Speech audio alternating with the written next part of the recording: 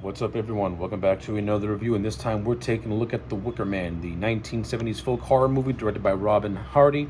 The film stars Edward Woodward and Christopher Lee. The overall plot of The Wicker Man is as follows. Edward Woodward plays this police officer named Howie, who is on the search for a missing girl on an isolated Scottish island known as Summerisle.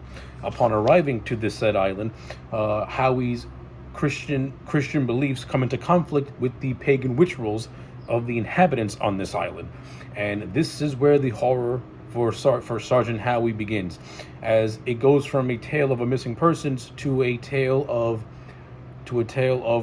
religion. So yeah, that is the overall plot line of The Wicker Man. Let's briefly go over this movie. All right, so I've been wanting to watch the original version of The Wicker Man ever since I was 16 years old. I remember watching this show called Bravo's 100 Scariest Moments, and that special always stayed with me because they played a scene from The Wicker Man of this guy being burned alive, and I've always wanted to see this movie and see what this movie was all about. After finally getting a chance to watch this thing, I was not disappointed by The Wicker Man at all. I really, really like this movie. I think The Wicker Man is one of those movies that it truly does stay with you. Like, the imagery that this movie has and the performances, they're fantastic. Like, this is probably, this is how you do a horror movie. You make it subtle, you make it chilling, you make it creepy, you make it suspenseful. And not only that, you have a director in Robin Hardy who really gets the best out of his actors, and he really utilizes the location that he has. This movie is just intense. This is an intense movie. Christopher Lee, who plays Lord Summerisle, he doesn't really come in till 40 minutes in, but when Christopher Lee comes into this movie, he commands every single scene he's in, and that's really not a shock because Christopher Lee is fantastic. But yeah, when you watch this movie, you can understand why Christopher Lee thinks that this is one of the best movies that he's ever done throughout his career, up until his death. Like, he can be downright chilling as Lord Summerisle, and I love the scenes with him and Sergeant Howie. Like, their chemistry really bounces off one another, and you can really see the conflict of ideas between how Lord Summerisle runs this island, and how it comes into conflict with Sergeant Howie, who is from the mainland and is very strict in his religious beliefs. This movie's biggest win is the conflict of religion, and that's what this movie really explores. It explores religion.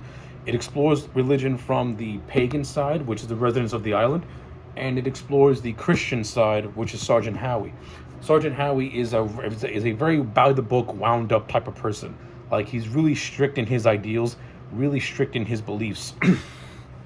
And these beliefs come into conflict with the beliefs of the residents of Summerisle, who are more, because I guess you could say they're more free. Their religion is more ancient, as it goes back to pagan rituals, in which it was much more, in which it was not as constructed as, let's say, regular Christian religion is, and he's horrified by it.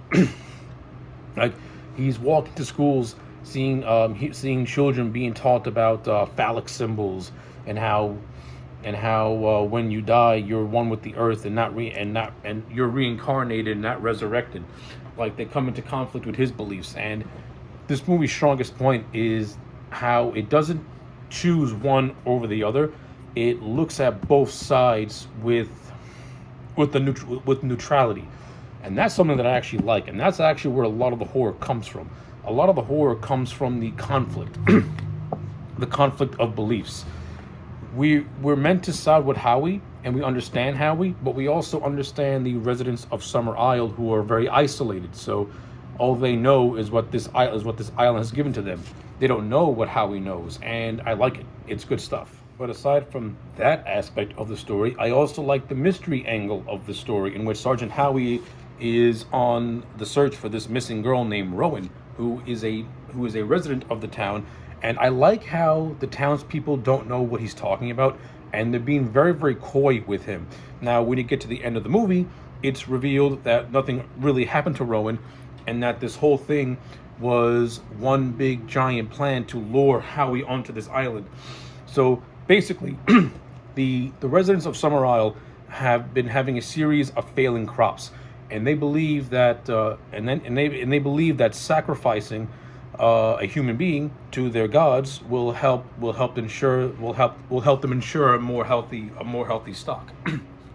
So they concocted this whole thing to lure Howie onto their island, and the entire time we think Howie is there, on a search. He's actually being played by all the inhabitants of this island in a very, very clever and a twist that you really don't see coming, which I thought was really well handled and excellent and expertly done. A lot of that has to go to the writer of this movie, whose name is, I think the writer, Anthony Schaefer, did a really brilliant job at drawing out the whole mystery angle and really hiding the fact that the entire town more or less manipulated him into coming over to their village, because he came on his own free will. He's a virgin, and he's somebody who can be reincarnated as a king in terms of the residents of Summer Isle. And these residents feel that if they sacrifice this man to their gods, then they're going to have a fruitful life. It's scary, it's intense, and the last 15 minutes of this movie is downright expertly done, to the point where Howie gets sacrificed into the titular Wicker Man, which the Wicker Man, the whole Wicker Man statue, that's an image that stays with you. Like, it's an image that burrows into your mind, and you're just gonna remember this man being lured into this thing, being trapped inside this thing, the flames starting from the bottom, working its way up, and this man more or less accepting his fate, but still hanging on to his religious beliefs, as everyone in Summer's Isle is singing happily about. It's intense, it's great stuff, and it's an ending that does stay with you. It's a fantastic ending.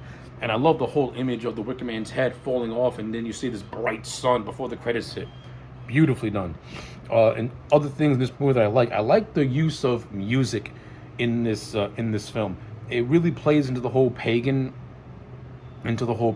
of the village, and I think it's great. There's a lot of, and the songs are actually pretty catchy. There's this one song where an innkeeper's daughter is trying to seduce Howie, and she starts to sing a song through the wall, through her bedroom, and that he can hear. I thought that was actually a well done scene, and the actress is very attractive. You also have this other scene where this school teacher is singing with a bunch of boys about sex.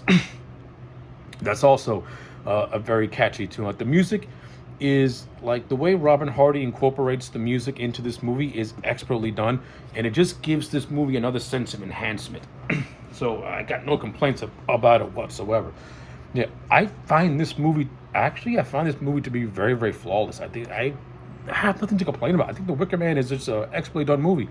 There's something about horror movies from the 70s that just stay with you. It's the imagery stays with you, but I also think a lot of it has to do with the fact that they're just written in different way as to movie is written now. Like, when you watch a movie now, you feel like you're watching a movie. But if you watch a movie that was made in 1970, you feel like you're watching a documentary, because the actors lose themselves in their roles, and it's to the point where you're watching real people do these horrific things. And that's the kind of vibe that The Wicker Man gives me, like real people doing horrific things, and you're pretty much seeing this man at the mercy of an entire village who is willing to commit murder in order for their lives to continue in a way. Like, that's a powerful thing, and I thought it was handled really, really well. Of course, there's a lot more to talk about this movie, but I am not qualified to break this thing down. But these are just my overall thoughts on The Wicker Man. Overall, I think this movie is 10 out of 10 perfect.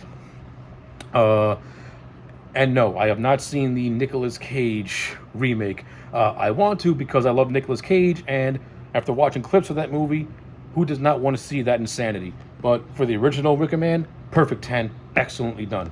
So yeah, those are my thoughts on The Wicker Man. Let me know yours in the comment sections down below. Like the video and subscribe, and I'll check you back next time for more.